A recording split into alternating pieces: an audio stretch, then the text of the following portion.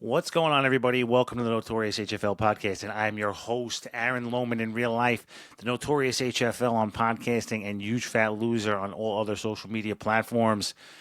The opinions in this podcast are my opinions and my opinions alone, not the opinions of my employer or anybody else's opinions for that matter. This podcast is paid for by myself. I have no sponsorships as of right now, so anything I say is only my opinion. Thank you for joining me. It's been 2 weeks, and I've been busy.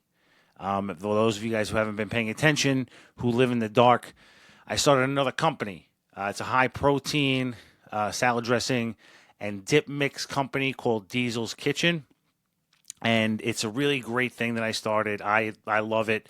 I've been working on it for over a year, and essentially what I did was me and my family, me and my wife, more particular, because my kids are great, but I don't think that they really know the details of running a supplement based or a high protein based business.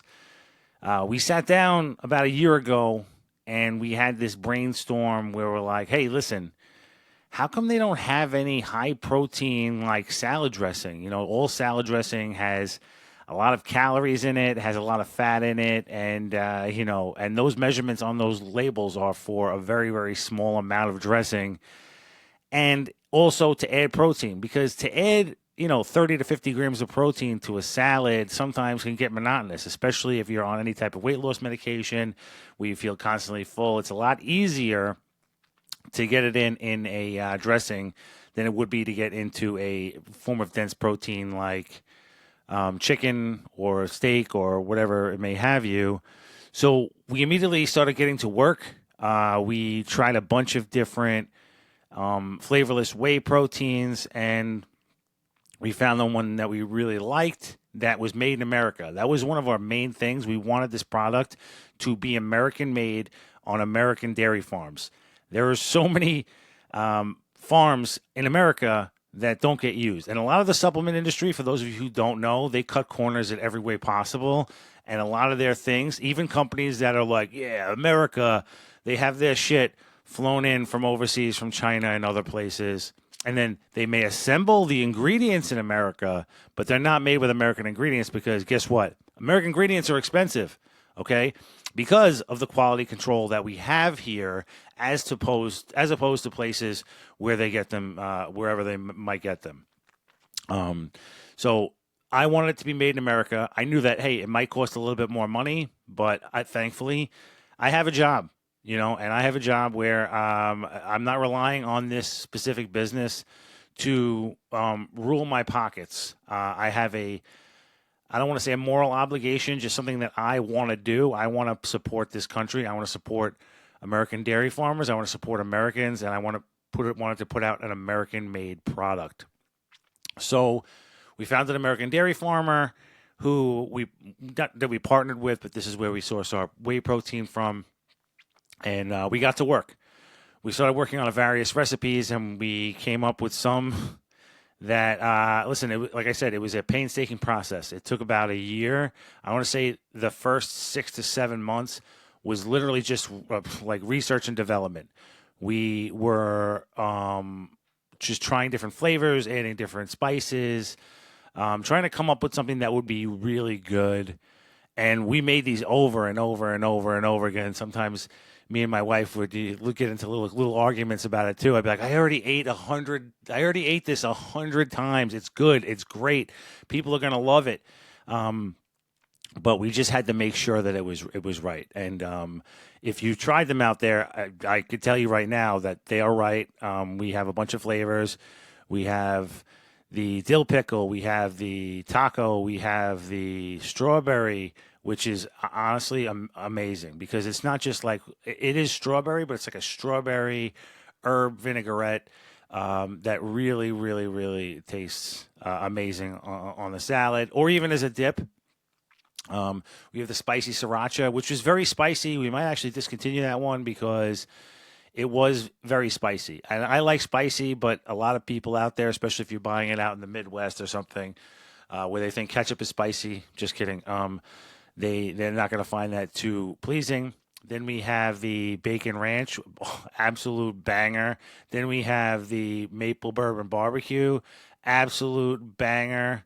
Honey mustard, amazing. And there's one more in my head that I'm missing right now. There's another one that I'm missing in my head, but I can't think of it off the top of my head. But listen, all the flavors are amazing. If you try them, you will not be disappointed. You can put them on salad. You can use them as dips. You could use them even as seasoning packets, as you saw. Or if you follow me on social media, I made taco seasoning. I called them double protein tacos, where I essentially made the dressing as I would make it a dressing. And then instead of putting it on a salad, I marinated the ground beef for the tacos in that seasoning, and it was absolutely phenomenal. And people have been making it, and it's great. So we started on it about a year ago, and then life gets in the way. You want to live your life, you want to have a good time, you want to enjoy time with your kids, do all this stuff, and plus I have a job, I have a full-time job. My wife works. Like, we are a working family. They have activities. I'm not going to subtract from their activities so I can get this done. So things just got pushed back. And not only that, with the state, for those of you who don't know, if I just want to be an at-home chef and I want to make like cookies or something, and I just want to give them to people or sell them to people in New York State, that's not a big deal. You really don't need anything. You need like a tiny bit of a certification, but if I want to ship to people across the country, I have to have a special certification. I have to have a special license. I have to actually make my stuff in a commercial kitchen, because you can't make it at home. So I had to find a commercial kitchen who would let me use their kitchen, which is a whole other thing. If you're listening out there and you have a commercial kitchen I could use, please let me know. I'm trying to find another spot, the place that we use our commercial kitchen from. They're moving to a different location, and I don't know if it's going to work out with the same arrangement that we have now. So it would be great if you're listening out there and you know somebody with a commercial kitchen or have a commercial kitchen that I could use. I would greatly appreciate that. So we had to get that done. Then we had to wait for the state to come in and inspect it, and they have to watch you literally make what you make before they certify you to make it. And it was just a long, long process of appointments and all this other stuff. And then we finally got our certification, and we're finally able to package it and put it out to you guys. And Valentine's Day is coming up. I'll tell you that right now. Nothing says Valentine's Day like, hey, babe, check out this amazing protein dip. Okay? This is, I know that your husband or your wife, if they're into fitness, they would love it. And it tastes delicious. So don't sleep on this on Valentine's Day, all right? For all you people who give each other Valentine's Day gifts, it's a good idea, okay? I'm just trying to sprinkle little nuggets into your ear about, what to get people. We also haven't really been like crazy advertising it as of now because our product is extremely limited. And as we go forward, we're obviously going to keep making more and more. And there'll be different flavors out there also. And 10% of all profits go to animal charities. We will pick and choose and switch up which animal charities each batch goes to. This time it's going to Paws of War, which is service dogs for members of the military and people who come home and need a service dog. That's where the 10% of the profits will go to. And the reason is because the company is named after my old dog, Diesel. Diesel was my dog forever. He loved to hang out in the kitchen. He was a scutch. He begged for food all the time. So I thought it was appropriate that we named it Diesel's Kitchen. And what better way to pay tribute to him than to give to animal charities and animal support charities. So that's why we're doing that. And honestly, I just want to do more good things and put good things into the world. I love, turning a profit and making money and doing all that stuff, but that's why I choose American dairy farmers, and I want to give back to support animals because those two things are very, very important. We have to support our country, we have to support our animals, and make awesome products. And that's what we're trying to do here at Diesel's Kitchen. So if you don't know the website, it's www.diesels, DIESELS, kitchen, KITCHEN.net. Just go over to that site, check it out. We have a bunch of packages available to try out. and you won't regret it. And if you submit a review, I would greatly appreciate that. If you did something on social media, I would greatly appreciate that. It's hard to grow a business these days. Everybody, one of the main reasons it's very hard for a small business to survive these days is because everybody wants some shit for free. You would never ask Walmart or Amazon or Target for free shit, but for some reason, your neighbor who has a small business, you want to make money off of them and you want a 10% discount code, and you want to get paid for some reason just for trying to do the right thing and supporting somebody that you know. And like it's really this backwards world of social media influencerism where nobody can even be, if you see my page, I have zero sponsors. Nobody sponsors me, but I shout out people and I support people that I genuinely believe in. But not a lot of people will do that. A lot of people are waiting for, I'll support you when you pay me. I'll support you when you give me a discount code. I'll support you. And meanwhile, their support is bullshit. Like, listen, 99.9% of the people that I follow, if they have a discount code, I cannot believe what they say. I can't, because they're making money off of somebody else. And I have no intentions of ever handing out discount codes to anybody. So if you hit me up in my DMs and you're like, oh, dude, I'll support your stuff if you give me a discount code and give me a kickback, dude, I don't care. I don't need it. All right. I would rather maintain my level of integrity so people don't think that I'm full of shit, that I'm trying to buy people to support my product, because I know my product is damn good. I know my product's amazing, and if you tried it, you would like it. Nobody who has shouted me out, nobody who has made a video for me, nobody has done anything like this has done so because I twisted their arm or that I gave them free stuff. I don't do that. Okay, people do it out of the kindness of their heart because they genuinely believe in the product, and I appreciate that because that's the same way I operate. That's the same way I roll. If I like the product, I'm going to shout it out. If I don't, I don't. You even see me, if I go to local restaurants, I'll give you a little sneak tip. You see me, I'll always post my food. I'll always post where I'm at, support the local business. If you see me in a place and I don't post it in my story, that means it sucked. Okay, that means it sucked or they were assholes. I'm never going to slander them, but at the same time, I'm not going to tell you to go there. That's just how it is, and I'm never going to go there again. There's been a couple times where I've really wanted to lay in to a couple small businesses out there who either I was not disrespected by, but had a bad customer service experience, or their product was absolutely terrible. But you know what? I'm not going to ruin a small business. I'm not going to do something negative to somebody's business publicly like that. I just don't believe in that. Okay, because A, the person that I was talking to could have been having a bad day. That's number one. Number two is the product. It could just not be for me, but somebody else could like the product. Somebody else could love the product, and then I'm discouraging those people from going there who could have actually enjoyed the product. It's everything is very subjective, especially in the service industry, especially in the food industry. Some people like things, some people don't, and that's how it is. So that's why I don't really give negative reviews or bad reviews of anything. If you ask me my opinion in person, I'll give it to you, but I will always say, listen, dude, try it. You like it, maybe not. I had a bad experience in there, but it could be a good spot, whatever. Okay, and I think more of us, need to be doing that more and having that objective opinion, because small businesses are going away. It's so hard to be a small business. It's so hard. Like me, the only reason I'm able to even have a small business or have multiple small businesses is because I already have a steady stream of income from my regular job.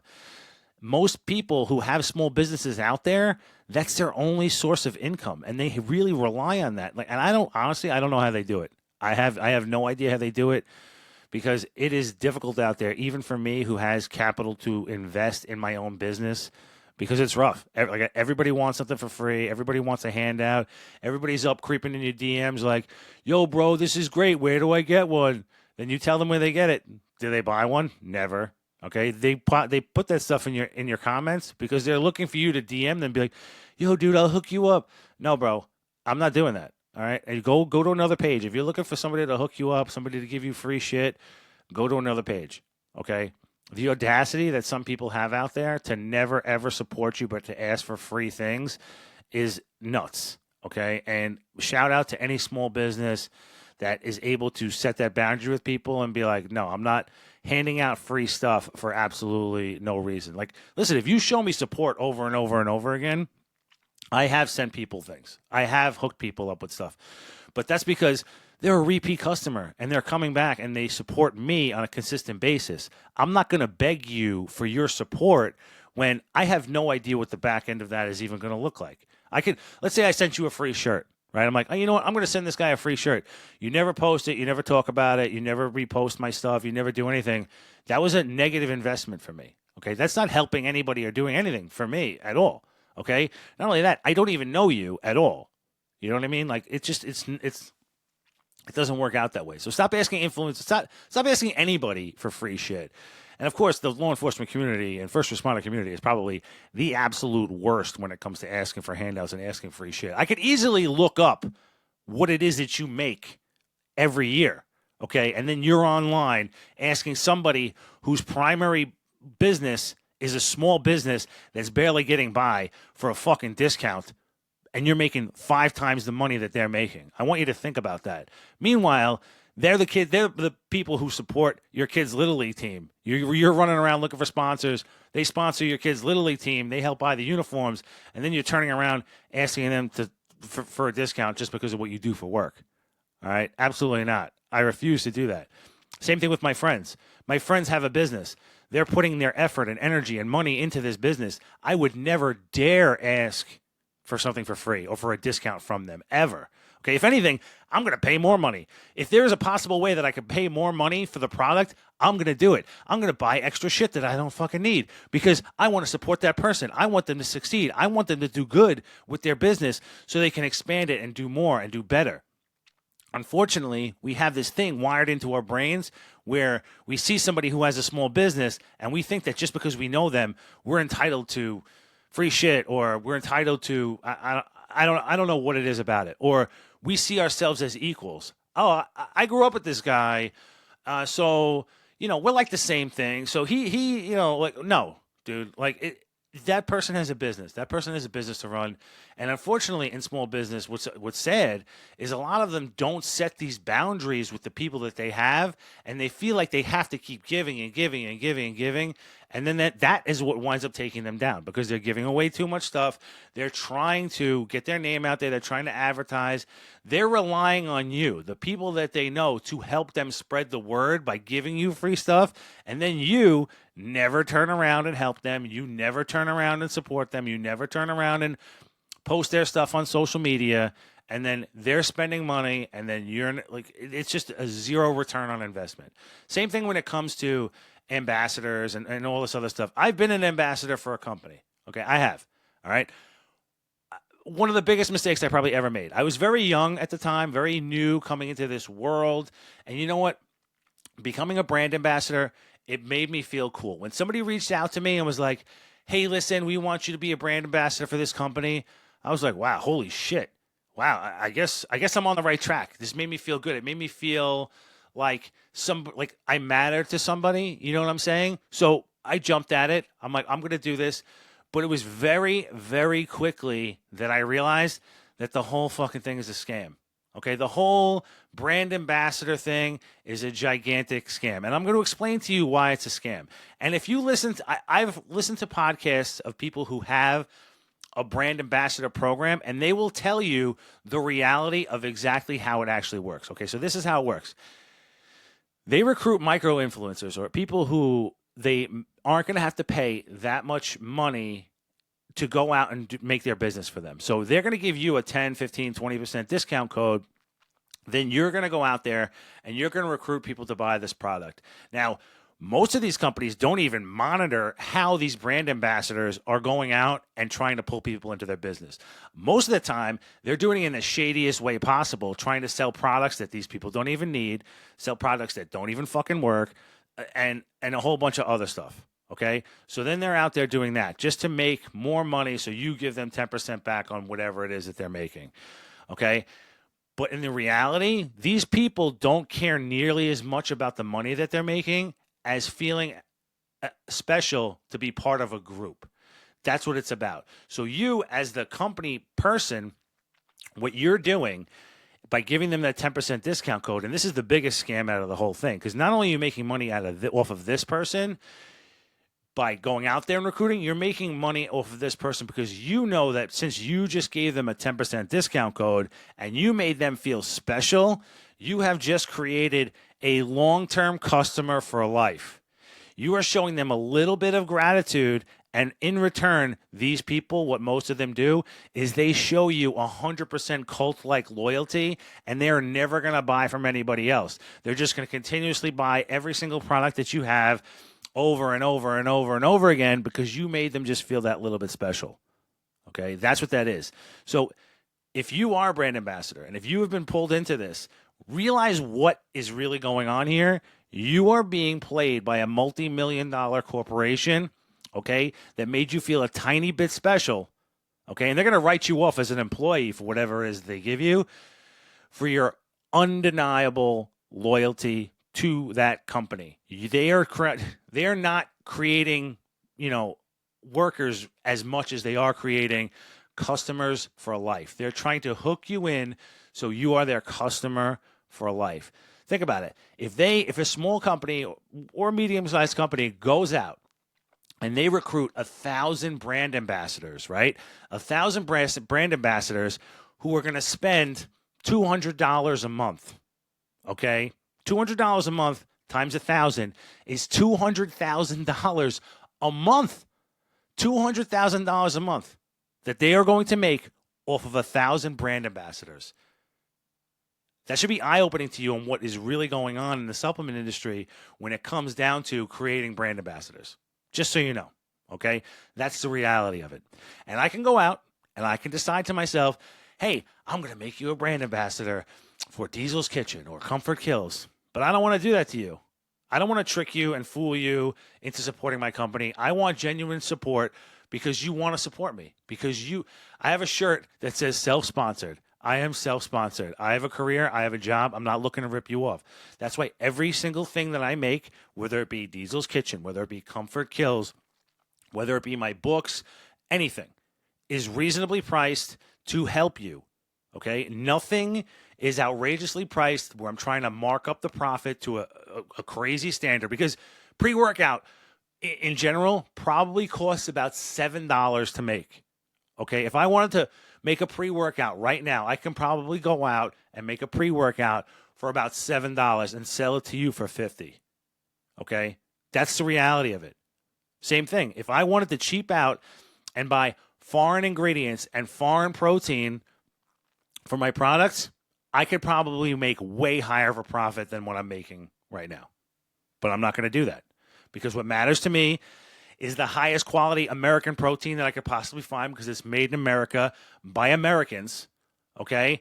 Being sold to Americans, supporting animals in America. That's what I care about. That's what matters. That's the whole reason I created this product was to give you guys a high-quality product that you guys could use and would not have to be worried about, and it was made in America, and you could feel good about using because it gives back to animals, and it's made right here in the United States. I mean, I can't think of anything better than that. And it's listen, I know I'm a little, a bias, but it is one of the greatest things I've ever had in my entire life. Okay, I'm not even just saying that. It's phenomenal for what it is. You're talking about 140 calories for 20 plus grams of protein. I said they're all over 20 grams of protein, so it's between like 22 really. I think the lowest one has 22, but some of them go all the way up to 24, 25 grams of protein. That is just for the mix. If you add that to Greek yogurt, you're adding another 10, 12 grams of protein to that without even eating a piece of chicken. Now you're having 35 grams of protein, 40 grams of protein in a dip that you just made with celery or with carrots, okay? That is a no-brainer right there. And one of the biggest problems that we have when we are on a nutritional plan, we're trying to eat right, is snacking. But guess what? Now you have something you can come back. You could bring it to your chair. You have 35 grams of protein right here in this bowl of dip. And now you can take your vegetables, you can take your rice cake, you do whatever, and you can put that right on there. Now you're getting 35 grams of protein and a nice snack while you watch TV. And it's satisfying, and it fills you up. It serves a dual purpose. Okay? This is what a lot of these things, a lot of these problems that we have is about snacking and eating the wrong things. And now we have something that we can actually do that with. That is, like I said, made in America, supports Americans, and supports animals. So I've been busy with that. Obviously, I have my T-shirt business, which I really haven't made a bunch of new designs in a while. But listen, it's out there. If you want to support, it's AaronLoman.com, or you can go to Comfort Kills Instagram page, where I have a bunch of Comfort Kills merchandise, some movie stuff. I think it's pretty cool. I also have, like I said, my books, which I did a video with my friend Sarah, who just opened up an awesome gym called Find Your Balanced Life, where she does stretching, she does nutritional coaching, she does wellness coaching, mainly for women, but I mean guys too. And we did a commercial, not really a commercial. We did a video where she wanted me to talk about my book, which I did have here, but I don't know where the heck it is. But it's called Starting Over. And when people see it, it's a picture of me burning an old picture of myself on the front cover. You can find it on Amazon in soft cover, which is about $34, or you can get the ebook, which is $20. The advantage to the ebook is that it is the image quality that you're going to get on your phone is so much better, especially when it comes to the recipes. But the advantage of the soft cover is that you have it right in front of you. You can use it as reference material for either the recipes or the mental health stuff, because that's what the book is. The first half of the book, it's not an autobiography, okay? I am nobody. Maybe one of these days I will write an autobiography about my whole entire life, how I wound up here, maybe after I retire, all this other stuff. There's literally one page about my life in that book. The rest of it is just tactics that I used when I was a negative piece of shit to rewire my brain into becoming a more positive person. We forget that we have the power to change our brain. Nobody out there has control over us. We have control over us. And we have to really sit down and figure out why we are thinking, how we're thinking, and start to change that. Before we can change anything else, before we can change our physical body, before we can start a nutrition program, before we can do any of that stuff, we have to have a realistic conversation with ourselves and say, hey, what am I doing to myself? Why do I have these behaviors? Why am I doing these behaviors over and over and over again, making these same decisions again and again?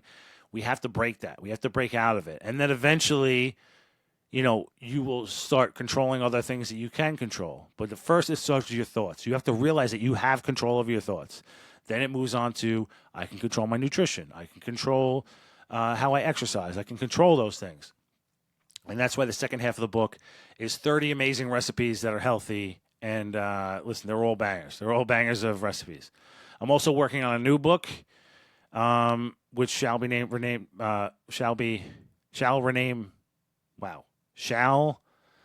remain nameless until I release it. But it is going to be a book about surviving a career in law enforcement, and it's not going to be a tactical book because I don't know. I mean, I do know things about it, but I'm not. That's not my level of expertise. It's going to be a book about that. So look forward to that book, which is going to be coming out in a couple months. Other than that, I've just been working and doing my regular thing. I'm actually speaking at a police conference or a peer support event in Fort Lauderdale, Florida, coming up next week on the 11th and 12th. I'm actually looking forward to that. It's going to be awesome. It's going to be a good time. I love getting out there and doing the public speaking aspect of this whole mindset, changing your mindset thing. Not only to just first responders, obviously, because most of the people I speak to are first responders because that's what I do for work and that's what my experience lies in.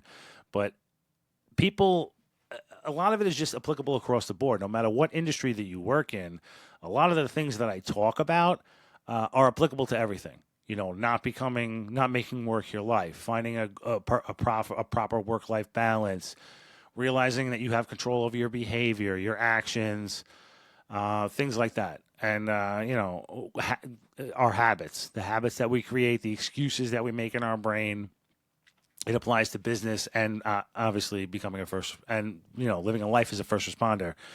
It's not just one industry. It just happens to be that is the industry that I work in, so that's where I get the most public speaking work in.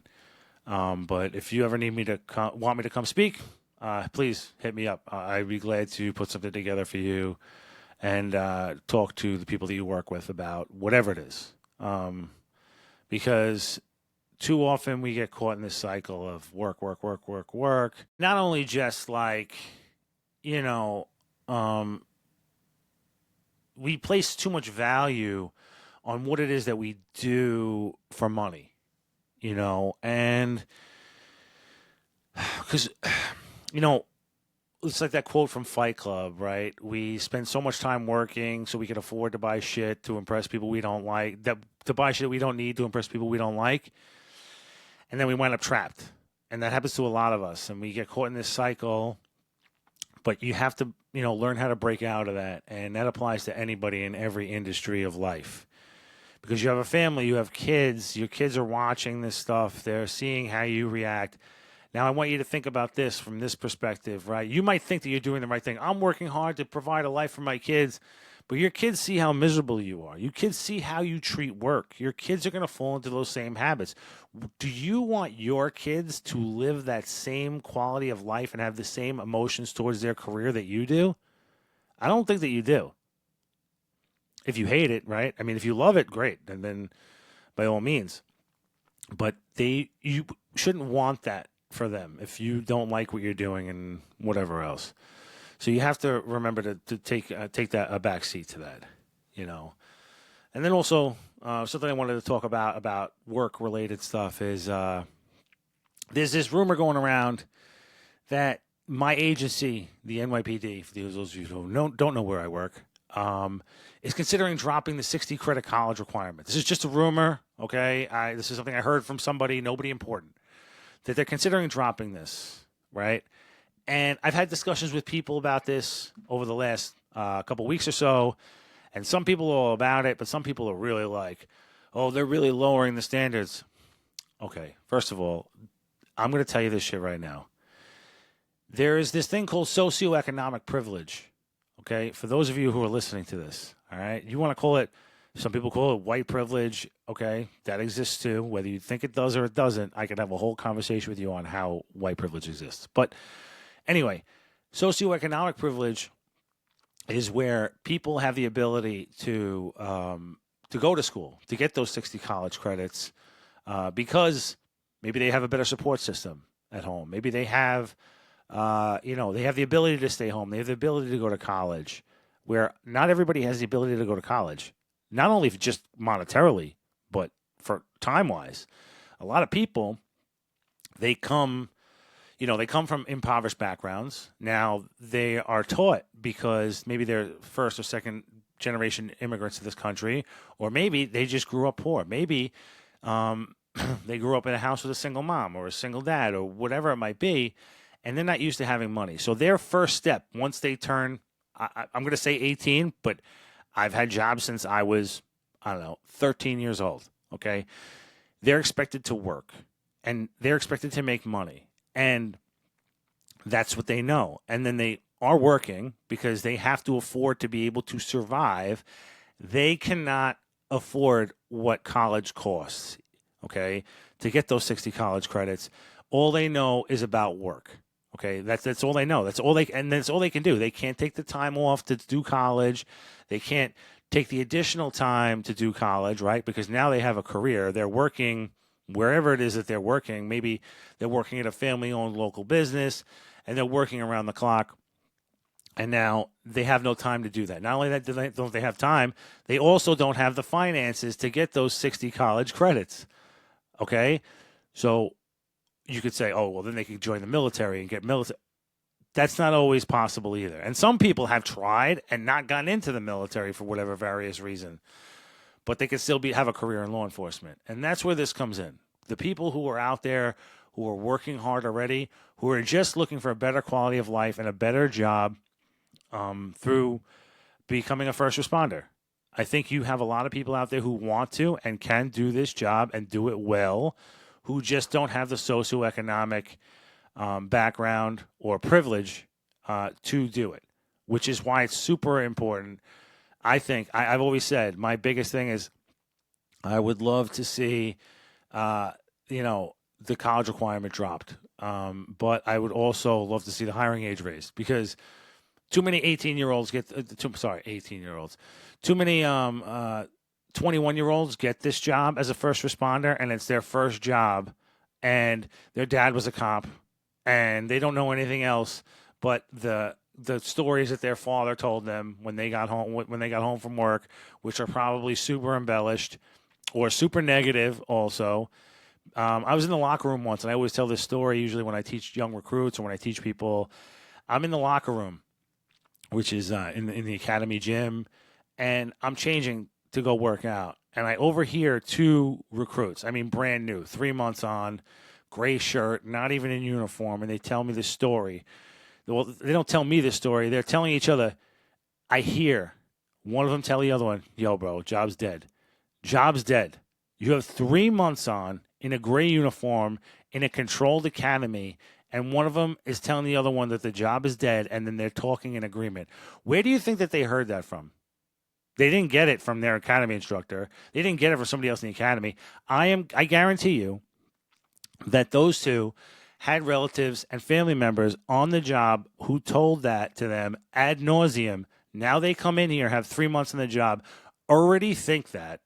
Okay, how do you think they are going to be effective out on the streets policing when they already think that the job is dead and don't even want to fucking be there when they have 3 months in? How do you think that is going to work out, right? So now maybe you have people actually who have a different perspective who could come in here, right? And this is why I always say the hiring age should be 25 because they need life experience.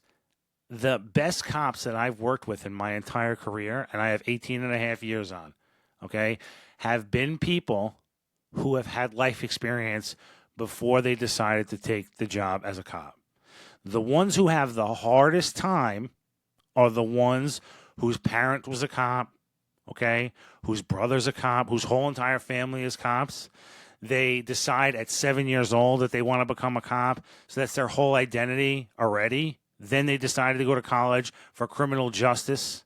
Now they finally get a job at 21, and they already think they know it all, right? And that is their whole life. But this whole thing that they've heard about the job, they don't know shit about it. So when they get it, it turns out to be a completely different thing than what they were told by somebody else, what they learned in college. And now it's almost like, oh my God, I thought this was something else. I don't know what I got myself into. I'm not sure if I really want to do what exactly this is.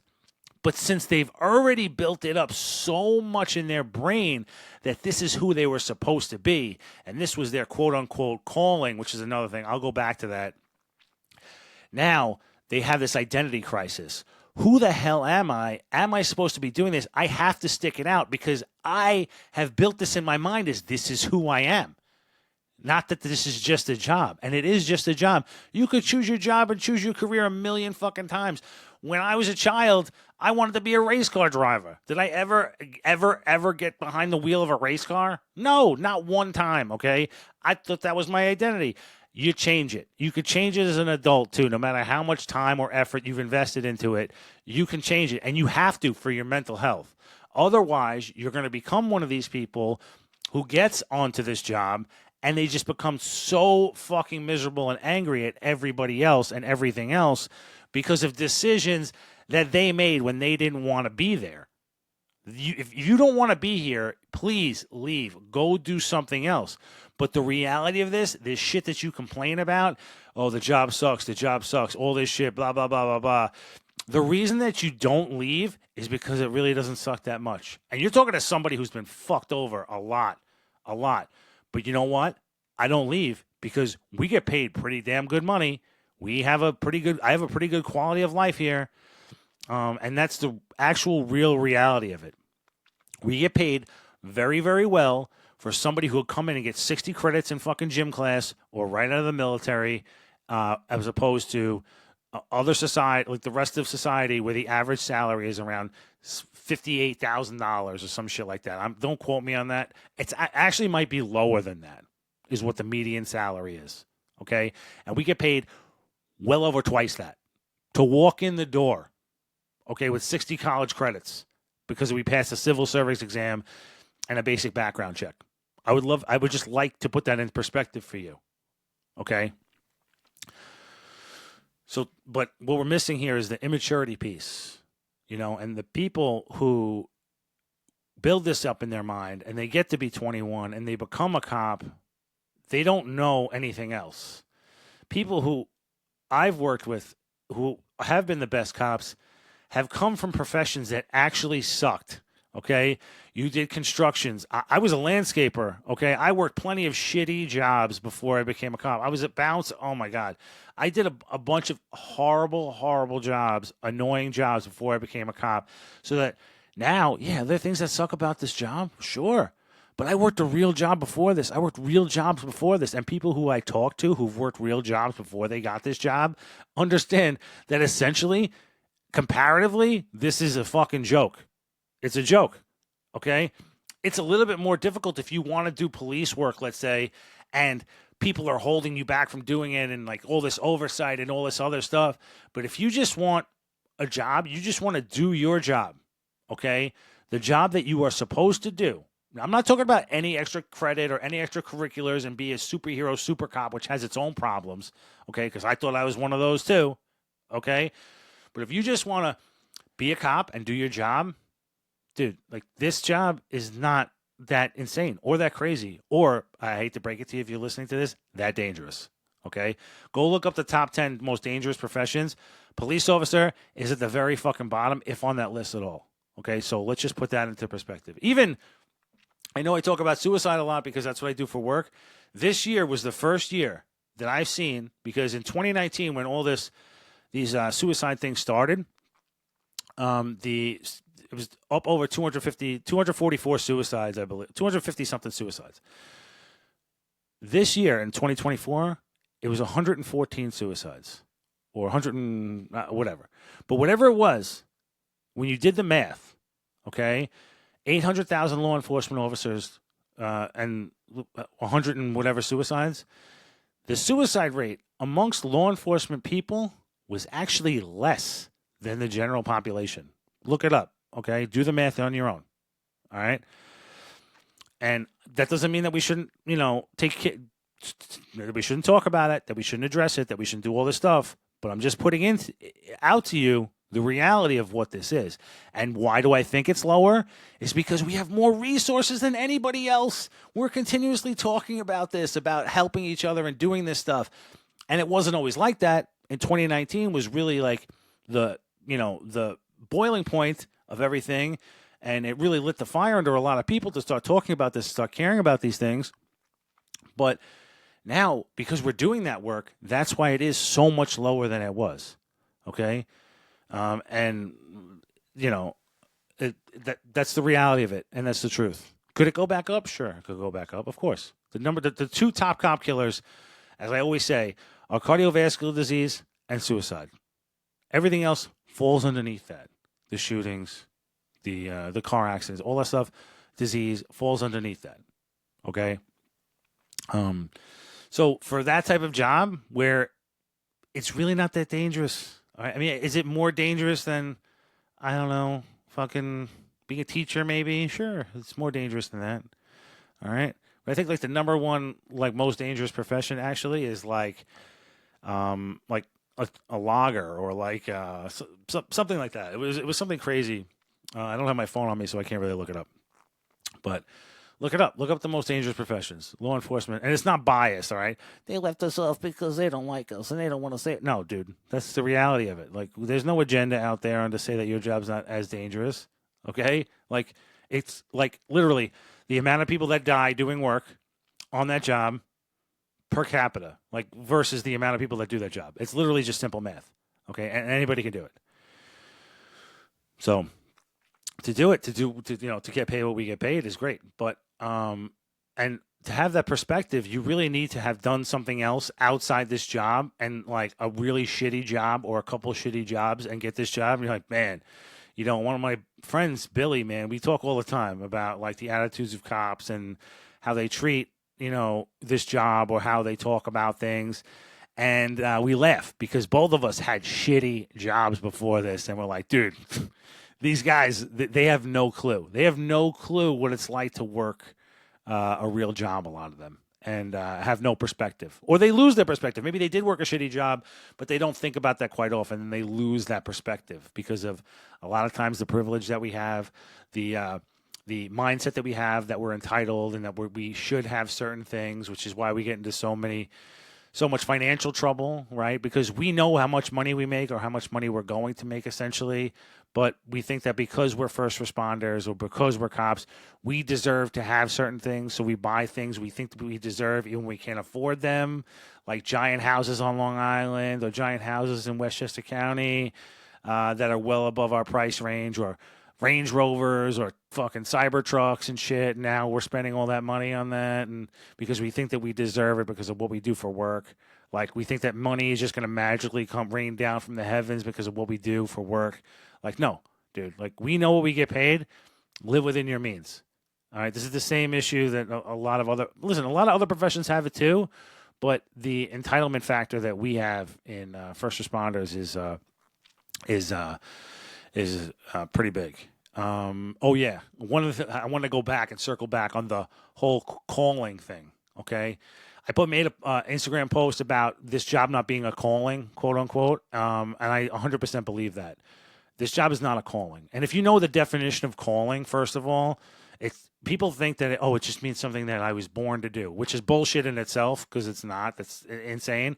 But the term calling means that you were called from God, called from a higher power to do this job, which I also don't believe in, okay?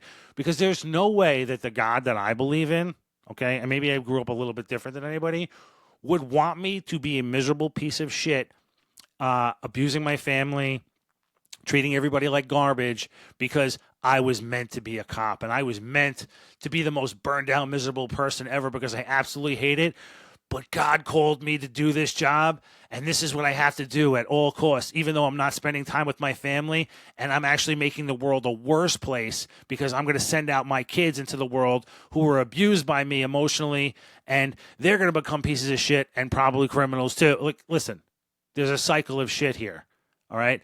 You have to believe in your head that it's a calling, that you were meant to do this, because it absolves you of all fucking responsibility for doing anything or taking care of yourself, and you get to use the job and what you do for work as the biggest fucking scapegoat and excuse for your personal life.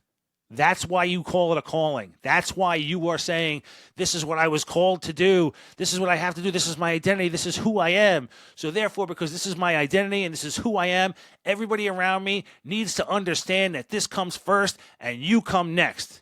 Bullshit. It's a fucking job. It is a job. It is a job. You could leave that job and go do something else with your life. You're afraid that it won't work out. You're afraid that you won't have the same level of comfortability and stability that you have currently with the job that you have, okay? But the whole, it's a calling, this is what I was meant to do, I can't do anything else because this is who I am, is fucking bullshit. I work with, quite often, with with a lot of the chaplains. And listen, I love them to death. But there's a couple of them that come in and they give this speech of, oh, this job is who you are. Listen, that is fucking great for fiction, and that is great to really jazz them up and get them going, but it's bullshit. And you're sending the wrong message because they think that it's who they are. If something happens to them at work or something, let's say they get in trouble at work. This is exactly what happened to me. I got in trouble at work. They took my gun and shield. I thought it was my identity and who I was. I was going to kill myself because I could not imagine what it would be like to not be a cop, because that is who I was. That is who I was meant to be. And so many of us fall into this same exact trap where we make this job our whole entire life, we make it our identity, and now something happens, or even another thing, people retire from this job and they can't deal with it. They can't deal with not having that identity piece anymore of being a cop, and they lose it. Okay, they commit suicide too, at pretty much a similar to this rate as active members of law enforcement, which also begs the question then, since we were on this topic, if retired people who have no fear of what the job might do to them are still committing suicide, or dying by suicide rather, at the same rate as active members of law enforcement, when they were active members of law enforcement, they were saying that the reason they didn't seek mental health treatment or seek help was because they were scared what the job might do to them. Okay? So when they retire, what are they afraid of then? Right?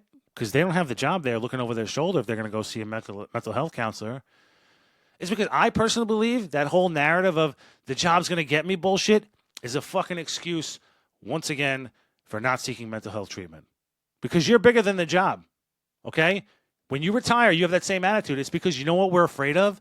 We're afraid of going to talk to somebody about our feelings because we're afraid they might tell us that we're fucked up. That's the reality of it. And they're going to tell us that we're fucked up, okay? Because a lot of the habits and behaviors that we have that we consider normal in this collective culture of law enforcement are fucked up. And we know it deep down. We know what we're doing is fucked up and that these behaviors are wrong. But since everybody else around us is doing these same things, we're able to isolate ourselves in this culture and be like, nah, dude, I'm good. Everybody else is doing this fucked up, stupid ass shit. I guess I'm good too.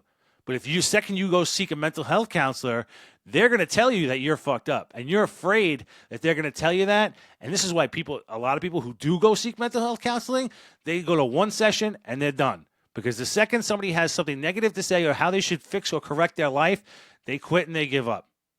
Okay? Because they don't want to face the reality of the fact that they're the person who's fucking up their own life by making terrible decisions after terrible decisions that's ruining their life and causing their life to be what it is. That's the reality of it. Okay? Before I got into the whole mental health, before I came to the unit that I was in, I was one of those people, right? Even before I went through my own transformation where I realized that the job was something that I was using as an excuse, like we consistently do, that it was realistically all me in my head. And because the job is the biggest excuse that I could use it for anything. And cops do. Cops use the job as being an excuse for everything. I can't do this because of the job. Blah, blah, blah. I can't diet. I can't see my family. I can't go to Christmas dinner. I can't go whatever. Even if it's something that they don't want to do, it's the perfect excuse to get out of it. I got to work. Even if you don't, the people who you're telling that you have to work to are going to believe it because they know how crazy your hours are. So it's a possibility that you're telling the truth that you can't go, even though you totally just made the shit up and used the job as a scapegoat when you didn't have to because it wasn't real, right? I've seen it a million times. But the reality is that we have control over all that shit, all right? So when I faced that, I said, okay, I have control over those things. Right? And the job is not a scapegoat. It is not what is causing my problems. I am the person who's causing my problems. Okay? And people have to realize that you are the person who is causing your problems. The job has all this shitty stuff, but you are the person who's causing all these problems. All right? And you have to get help. You have to find a way to talk to somebody or change your habits and change your behaviors. If everybody around you is doing the same shit and has the same opinions and the same thoughts about everything, dude, you are in a cult. You are in a cult. And there is a cult in law enforcement. Where everybody does the same thing, has the same shitty behaviors, has the same shitty outcomes. Look at the people around you, what happens when they leave this job or how they are. Do you want the same outcomes for your life? Do you want to be another statistic cop who retires from this job and becomes a school security guard and then is working just as much? If that's what you want, then fine. But I can tell you this shit right now. I don't want that. All right. I want to do something better with my life. And if you do too, you should. Okay. You shouldn't be the same thing as everybody else. Oh, that was a lot. I unloaded a lot today. Guys, I'm just going to end with this. If you don't have, you could do whatever you want. All right. But I would appreciate it a lot if you supported my small businesses. All right. I work hard at those and I want to be able to retire and do things that I want to do. I want to, yeah. So consider it my retirement fund for the future. And every time you buy something from me, not only are you supporting animals, you're supporting me and my retirement fund and my family and future things that I get to do with my life and things I get to put back into the world, like this podcast or, or anything else. So I would appreciate if you did that. Obviously, apparel is Comfort Kills on Instagram, aaronlohman.com. My books are also on my Instagram. I also sell journals, which the journal for people who hate journaling, and Grateful AF, which is a gratitude journal, and there's one for kids on there, which is really good too. That really incorporates drawing because kids are much more visual than us, so they get to draw a picture. The first one is called Draw a Picture of Your Happy Place. That's why it is called My Happy Place.